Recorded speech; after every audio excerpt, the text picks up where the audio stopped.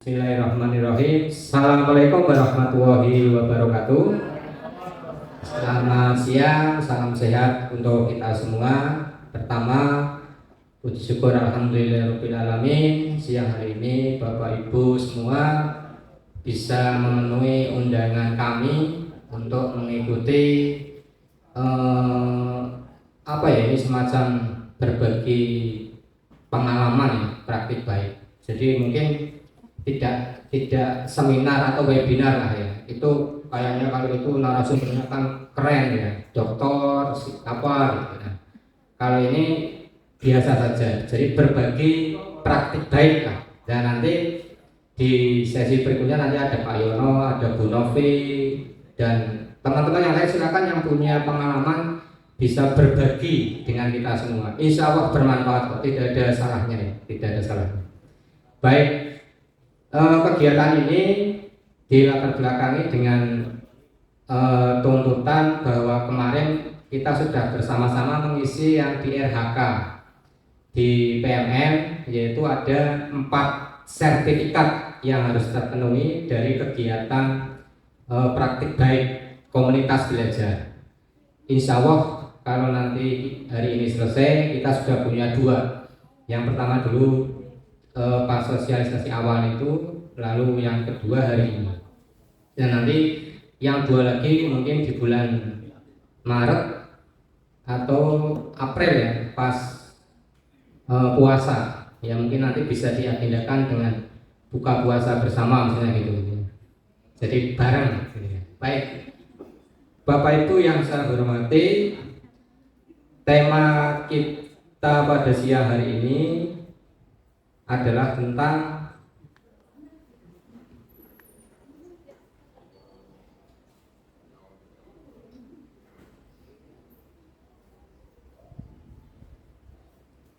berbagi praktik baik pembelajaran berdiferensiasi ya. Jadi salah satu tema atau perbedaan yang ada di kurikulum Merdeka itu adalah di kurikulum Merdeka digaung-gaungkan atau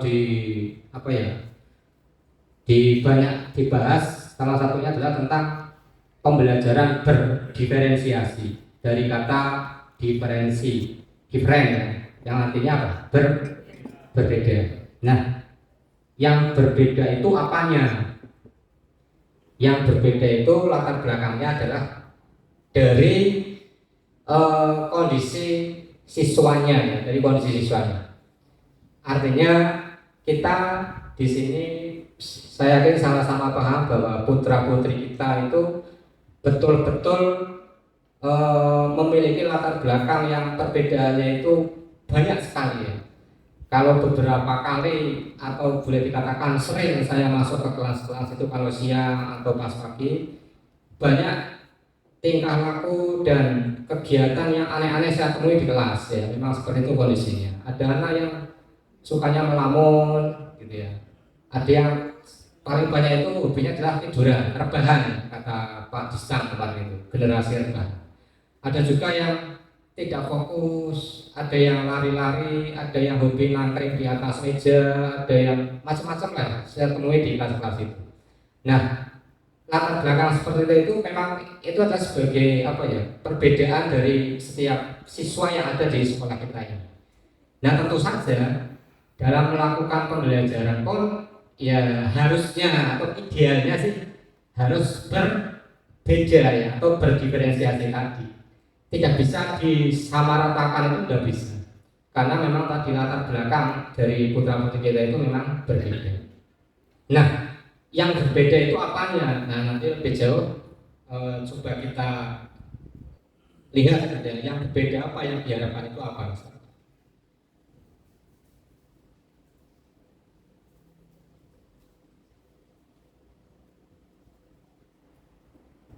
Saya dilewati saja, sudah biasa terlalu sering. Nah, ini perlu pemanasan dulu apa enggak Bapak Ibu? Enggak usah ya, sudah panas ya. Sudah panas. Jadi biar cepat ya. Ini mau cepat atau mau lama?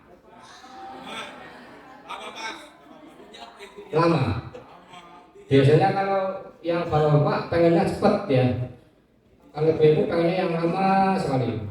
Nah, apanya itu ya? Oke. Baik, ya tidak usah pemanasan, langsung saja.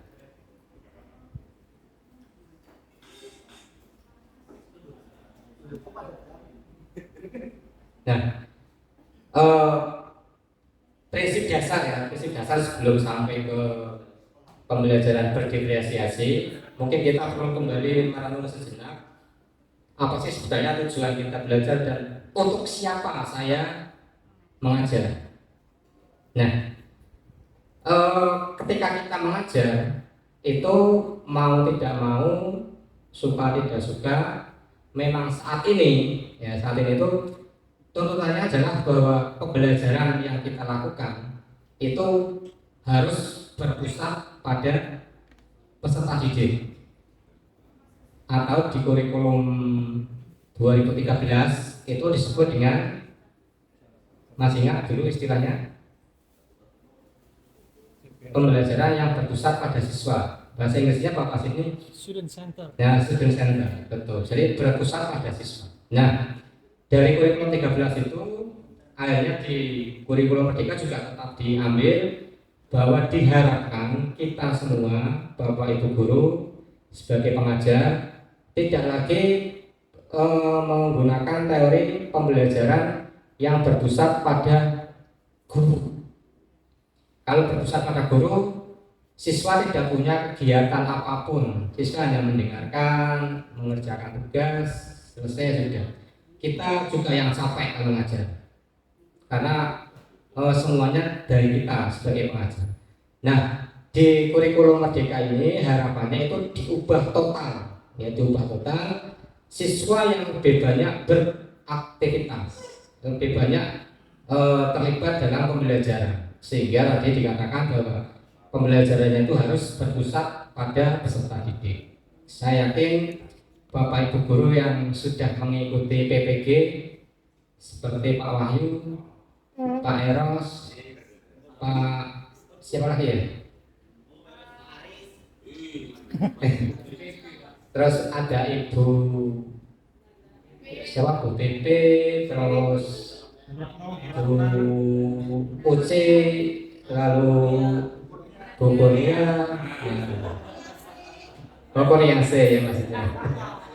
Itu saya yakin paham betul ya, karena di PPG itu istilahnya dibuatnya diubah-ubah istilah Jawanya itu ya, tentang pembelajaran yang berpusat pada siswa atau melibatkan peserta didik.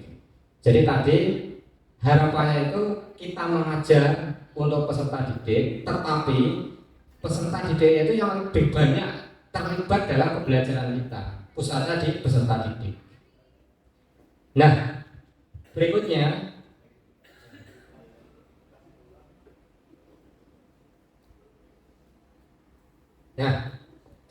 agar pembelajaran tadi yang saya maksud berpusat pada peserta didik itu bisa berjalan dengan baik, maka kita mau tidak mau harus memahami, harus bersedia mengenal, menerima, dan mencintai setulus hati siswa-siswi kita.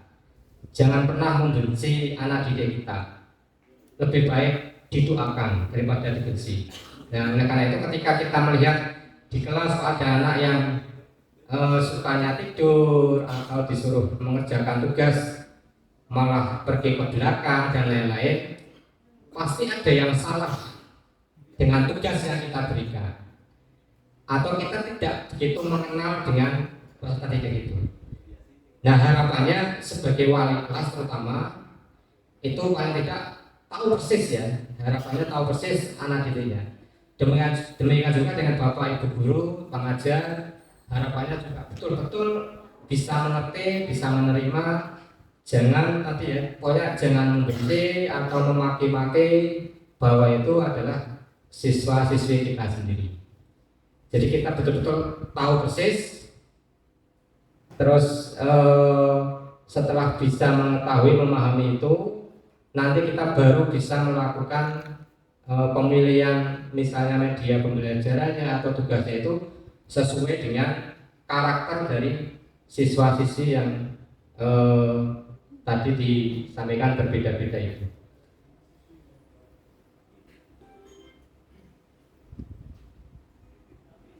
Nah, sekarang pembelajaran berdiferensiasi itu maksudnya apa?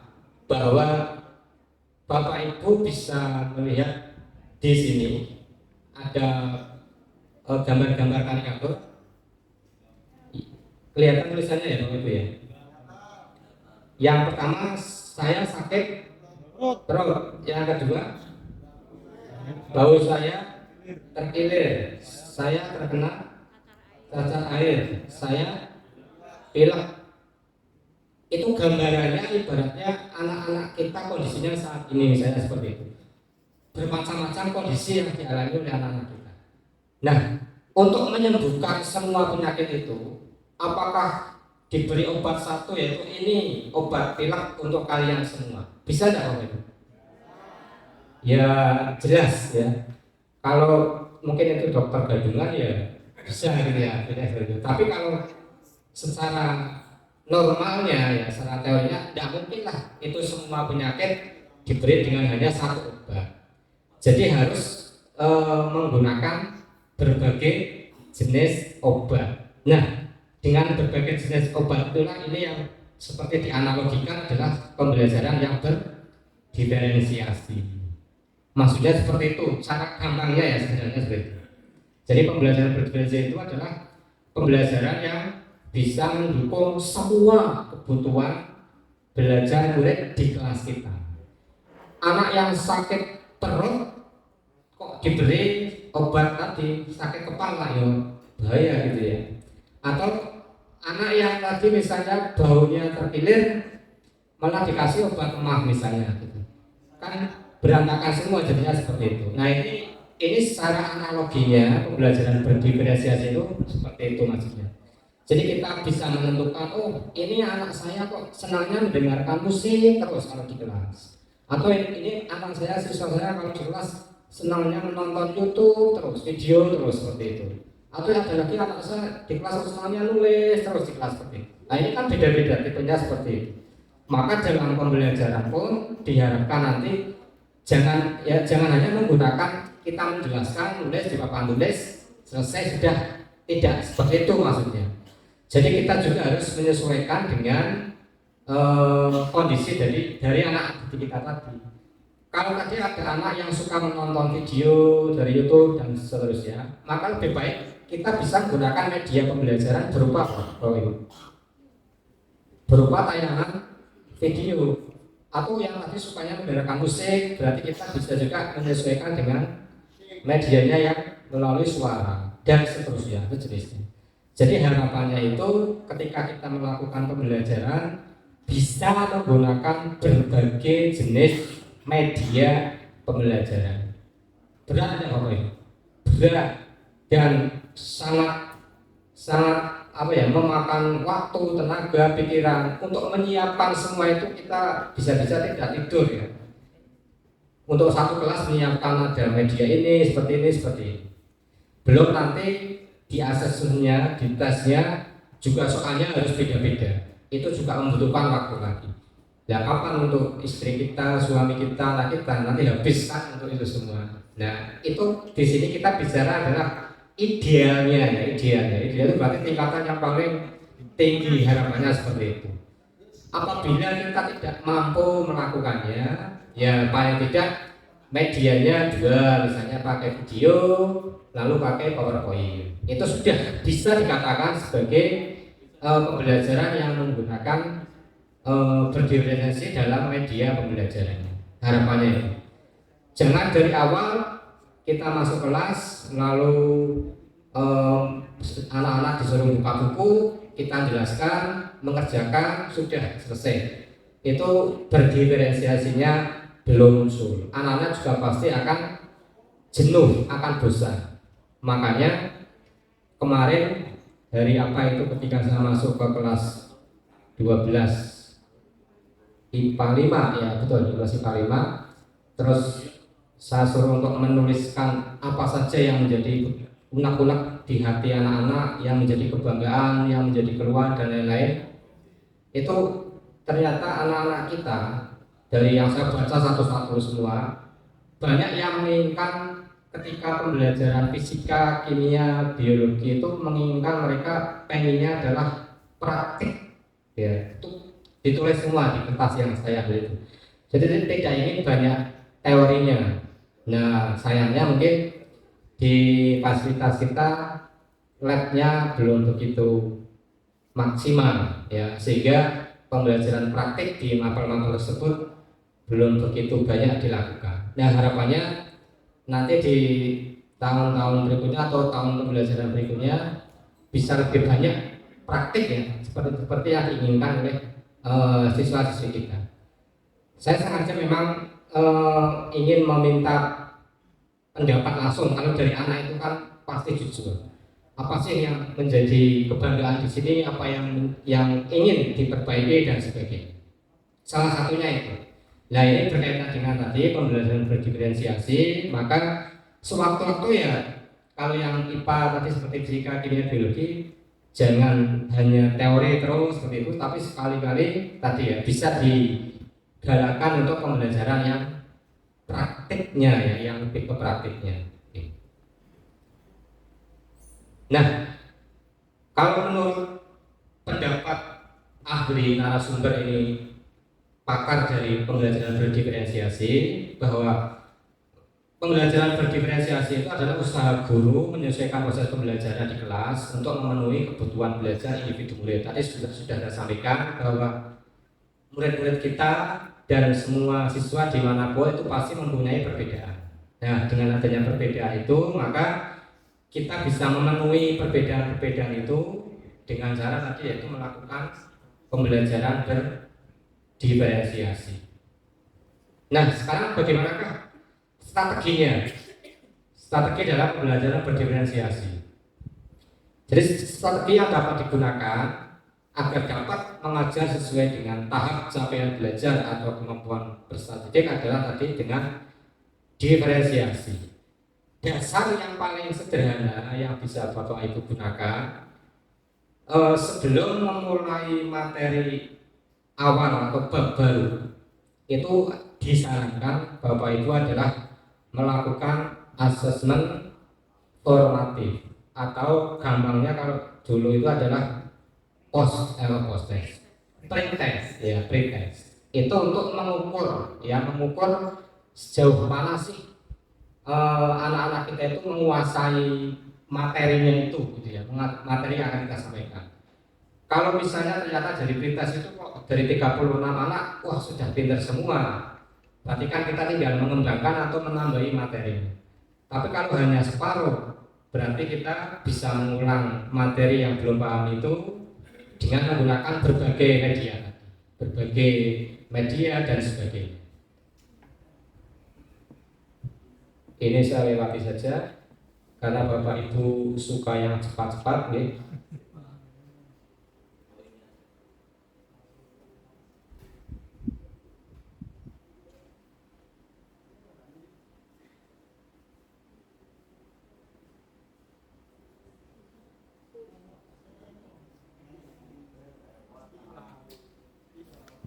Kalau sudah semua berarti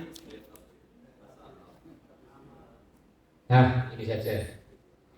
Jadi tadi konsep pembelajaran berdiferensiasi itu seperti itu yang bisa saya sampaikan.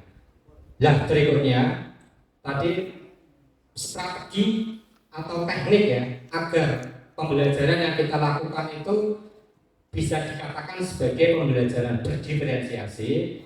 Itu ada 3 hal yang bisa Bapak Ibu lakukan. Yang pertama adalah kontennya. Konten itu adalah materinya, gampangnya ya, materi pengetahuan dan seterusnya lah, intinya seperti itu. Lalu yang kedua adalah prosesnya, proses yang ketika kita melakukan pembelajaran. Dan yang terakhir adalah produknya. Jadi kalau Bapak Ibu mau menggunakan ketiga indikator ini, itu luar biasa, pintar sekali.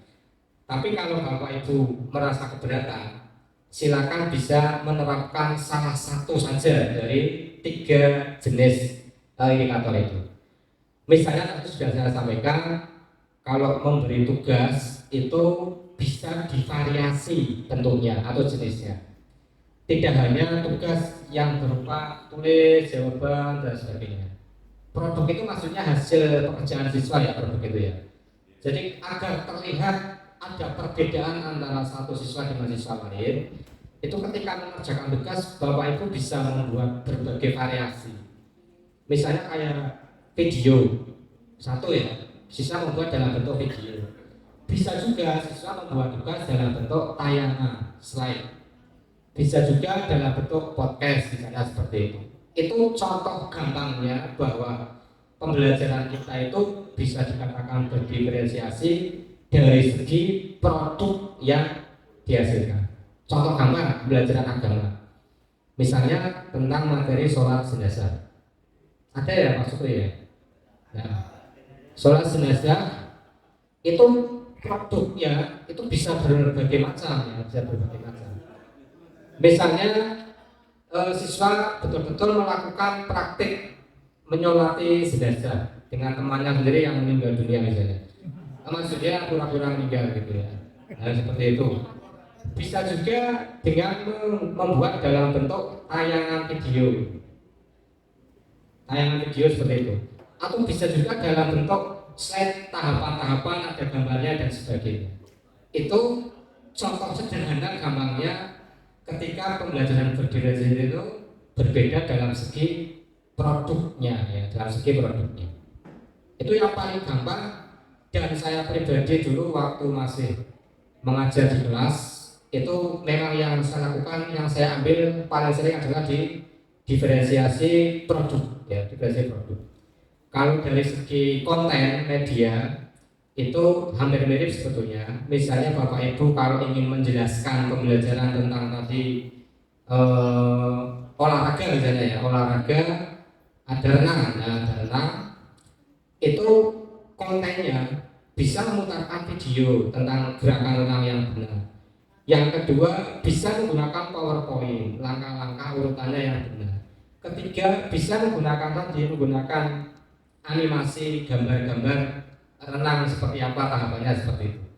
Itu sudah bisa dikatakan berdiferensiasi dari segi konten ya, atau materi pembelajarannya. Jadi bisa memilih. Kalau Bapak Ibu mau memilih tiga-tiganya, baik konten maupun proses produk, itu luar biasa, bagus banget lah, idealnya seperti itu. Tapi kalau belum bisa semuanya, silahkan ya, bisa memilih. Saya besok ini kan di PMM kan ada observasi. Nah, observasi itu nanti Bapak Ibu yang memilih observasi itu harus janjian dengan saya, waktunya jam berapa, di kelas berapa. Saya akan langsung ikut observasi di pembelajaran Bapak Ibu, dan nanti buat laporannya dan diunggah di PMM. Itu ada ya yang memilih observasi. Nah, di situ nanti bisa saya lihat Bapak Ibu bisa menerapkan tadi, bisa di produknya, bisa di kontennya ya, bisa ada berdiferensiasi tadi. Jadi harapannya model-model pembelajaran yang masih pola-pola zaman dulu, harapannya mulai sekarang bisa ada variasi lah ya, ada perubahan-perubahan sehingga anak-anak kita menjadi lebih senang, lebih berbahagia di kelas. Cirinya siswa senang berbahagia di kelas apa Bapak Ibu? Atau siswa sangat mencintai gurunya, itu apa? Kalau gurunya tidak berangkat, senang. Nah, kalau itu nggak tahu saya, itu siswa gimana gitu ya. Harapannya ketika ada guru yang tidak mengajar di kelas, itu siswa akan mencari sampai ketemu gurunya di mana, karena merasa sudah kangen berat tidak bertemu dengan gurunya. Nah, itu adalah ciri guru itu berarti betul-betul bisa menginspirasi murid-muridnya, betul-betul sangat dicintai.